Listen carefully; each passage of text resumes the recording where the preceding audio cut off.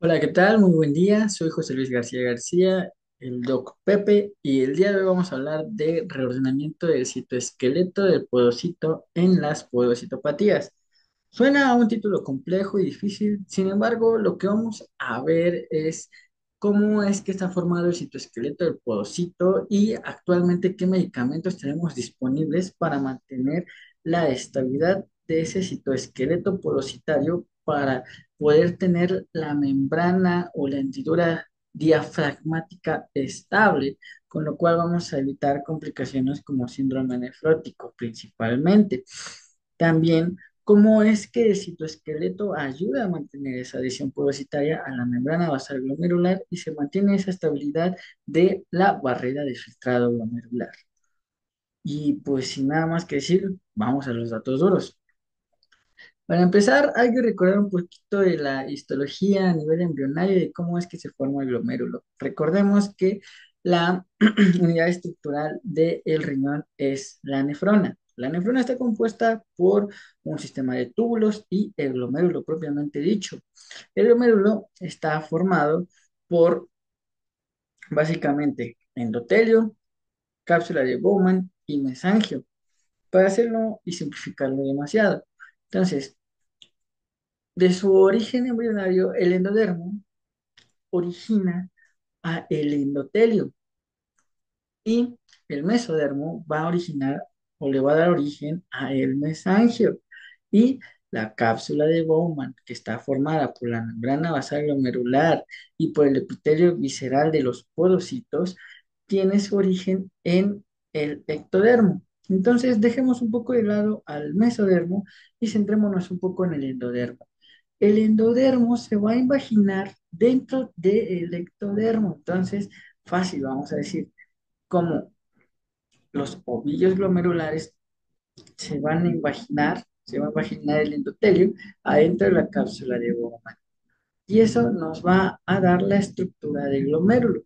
En medio de ese endotelio y la cápsula de Bowman, vamos a recordar que está el mesangio. Si hacemos un corte transversal de esta imagen del glomérulo, vamos a tener que, aquí vemos los capilares endoteliales, en medio de esos capilares endoteliales va a estar el tejido mesangial y alrededor van a estar las células podocitarias. Vamos a tener, si lo vemos más de cerca, lo veríamos de esta manera. Veríamos que está la luz de los capilares endoteliales o del endotelio. La luz capilar está fenestrada. De esa forma, la primera barrera o primera membrana de filtración glomerular. La segunda es la membrana basal glomerular, que aquí en esta imagen la vemos de color azulito. No solo está en la parte interna de la cápsula de Bowman, sino también en la parte externa. La cápsula de Bowman está rodeada por membrana basal glomerular. Y finalmente, el tercer filtro, el más fino, los slit podocitarios o hendiduras diafragmáticas del podocito, que es el filtro más fino que tenemos en nuestro organismo. Aquí podemos ver una imagen de microscopía electrónica de cómo los podocitos forman esos pedicelos o proyecciones podocitarias que están unidas y entre esas uniones tenemos los slits podocitarios o membranas diafragmáticas que podemos ver con mejor exactitud aquí. Aquí están las proyecciones podocitarias y entre cada proyección podocitaria está el slit diafragmático. El slit diafragmático está compuesto por diversas proteínas, entre las cuales vamos a encontrar la nefrina. Entonces, ahora sí, hablemos de las porocitopatías. Las porocitopatías son trastornos glomerulares que se caracterizan por lesión porocitaria con proteinuria y que finalmente pueden progresar a enfermedad renal crónica. Existen formas primarias de porocitopatías que generalmente dan paso a glomerulosclerosis focal y segmentaria o a una enfermedad de cambios mínimos.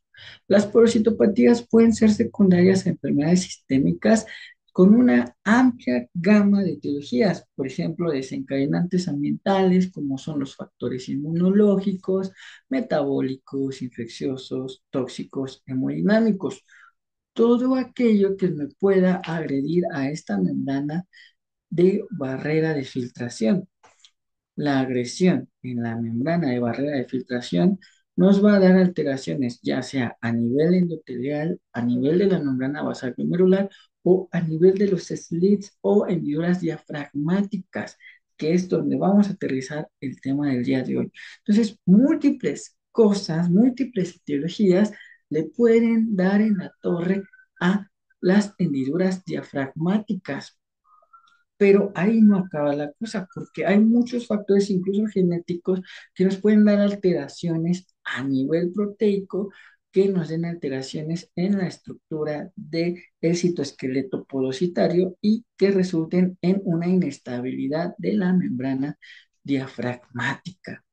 Aquí vemos una imagen histológica de cómo inicialmente los podocitos son células de forma cilíndrica que posteriormente van evolucionando y generando esas proyecciones podocitarias y al final se van afinando hasta formar esos slits diafragmáticos.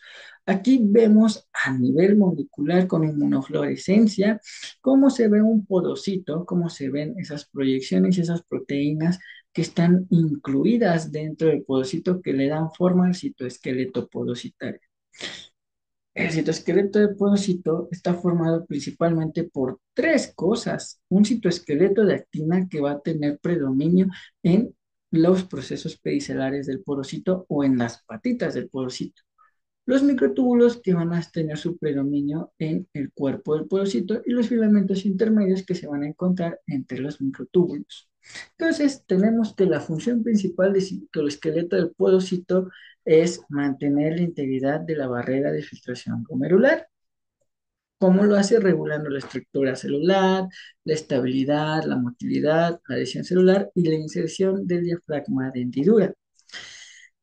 No vamos a ahondar mucho en dónde están los filamentos de actina, pero sí hay que tomar en cuenta que la alteración en los filamentos de actina produce un aplanamiento de los procesos podocitarios pedicelares, lo cual nos va a llevar a una proteinuria y a un daño renal. Y existen muchos, muchísimos factores bioquímicos que contribuyen a la regulación del ensamblaje de las proteínas de los filamentos de actina que están relacionadas no solo con la actina, sino con otras proteínas, con otros péptidos como la cofilina y la transgelina.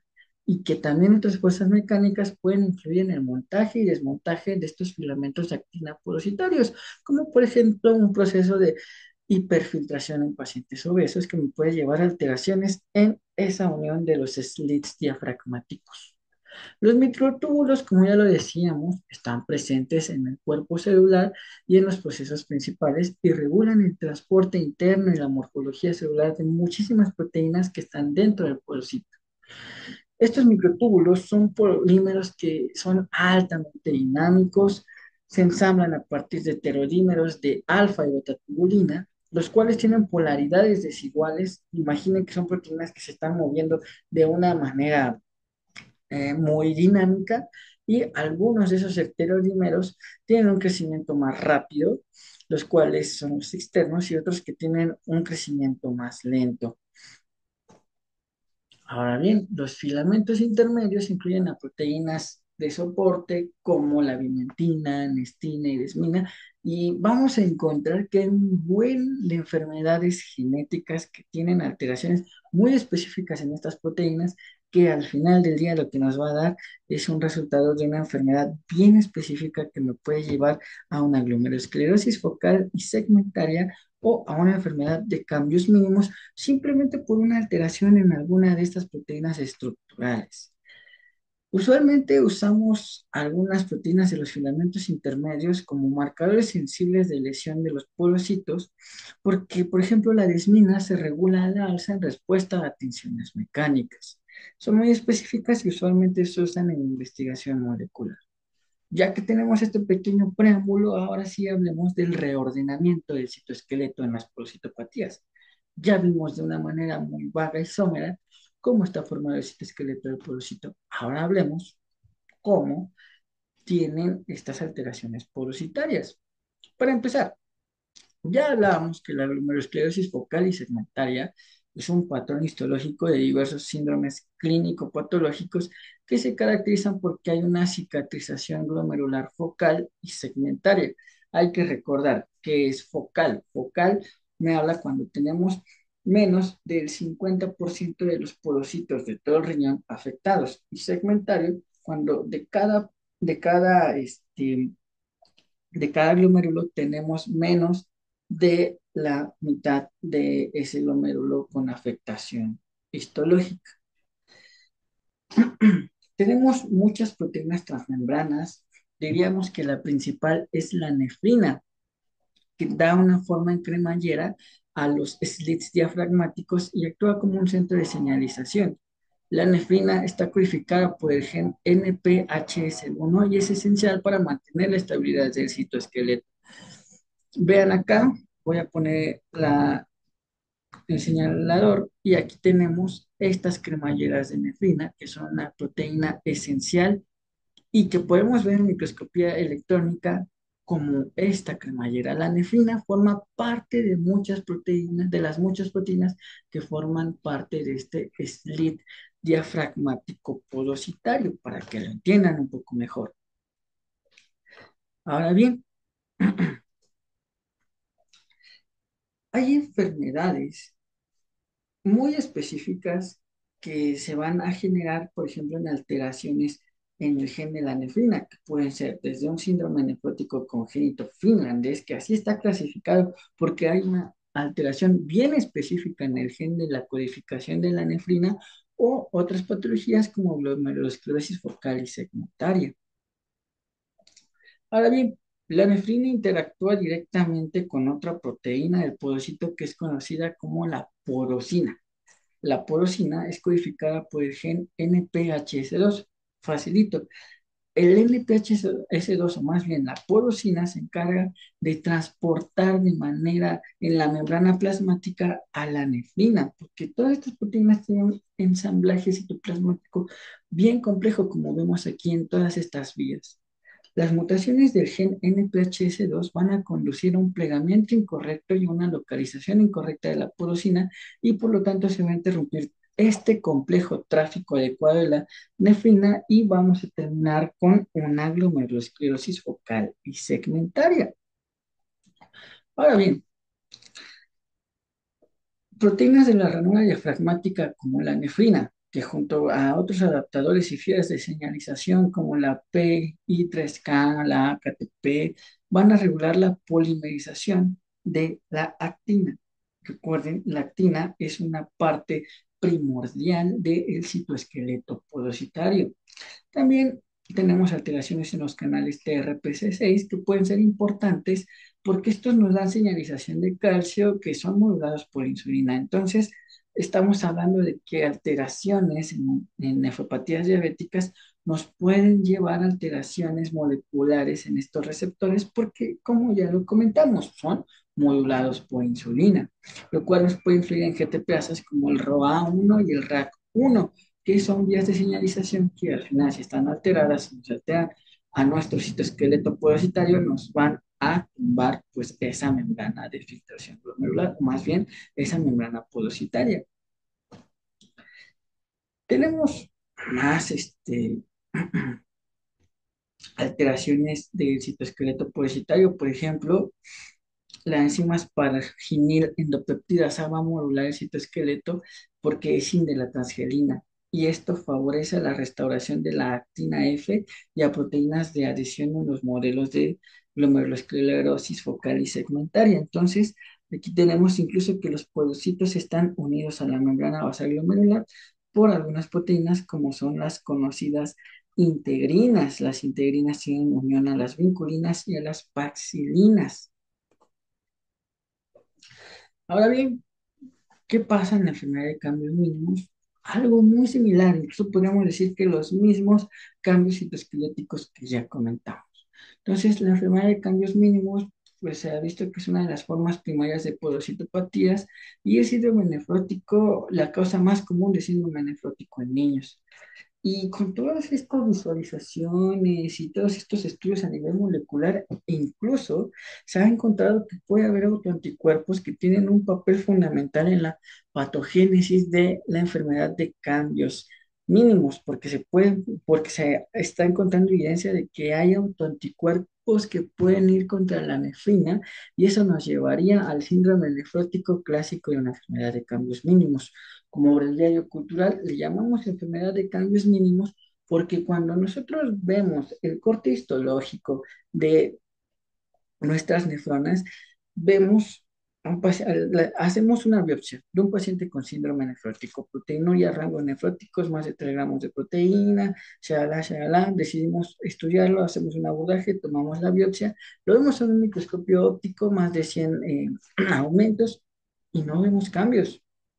Sin embargo, cuando lo hacemos a nivel de microscopía electrónica, ahí sí hay cambios mínimos a nivel de los slits podocitarios. Entonces, hablemos ahora de qué terapias tradicionales están disponibles y que tienen un efecto sobre el citoesqueleto del podocito. ¿Qué terapias tradicionales tenemos? Desde los esteroides. Los glucocorticoides estabilizan la expresión de la nefrina y de otros marcadores de diferenciación porositaria. Otro medicamento que tiene efecto sobre el citoesqueleto del porocito es el rituximab, un anti-CD20 que puede prevenir la disrupción del citoesqueleto y preservar la SNPDL3B, lo cual mejora la adhesión de los podocitos a la membrana basal medular.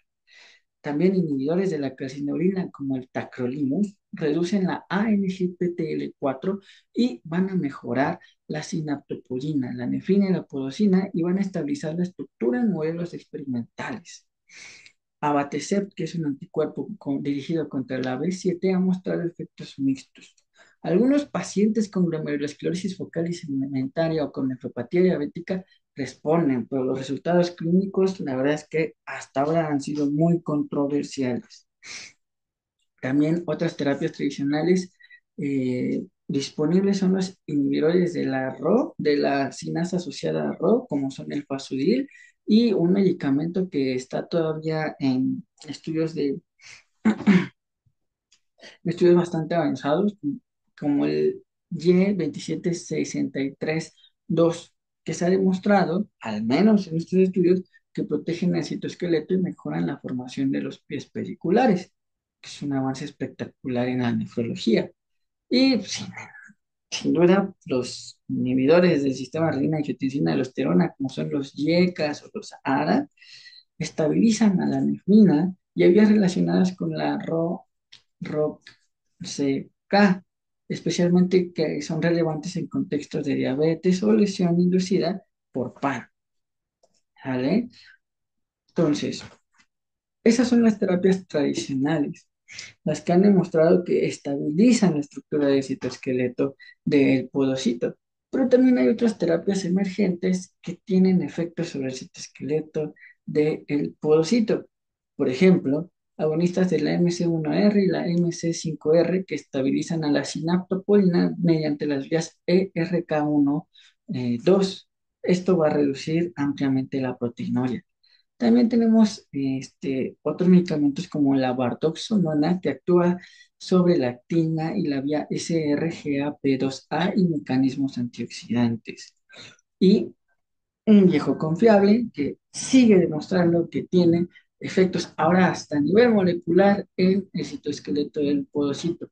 Hablo de los inhibidores de la PP4 como la saxagliptina y la metformina, que han mostrado la capacidad de reducir la proteinuria y preservar la proteína, la sinaptopolina y la ROA. Y hasta aquí con el tema del día de hoy. Espero les haya agradado. Si quieren, regálenme un like, comenten, compartan el video para que se siga distribuyendo y quién sabe, algún nefrólogo especialista pueda ver este video, yo sea ese youtuber pakistaní que lo están viendo desde América Latina y le está salvando el día a un residente de nefro, quién sabe. Bueno, hasta aquí con el video de hoy. Chao, chao.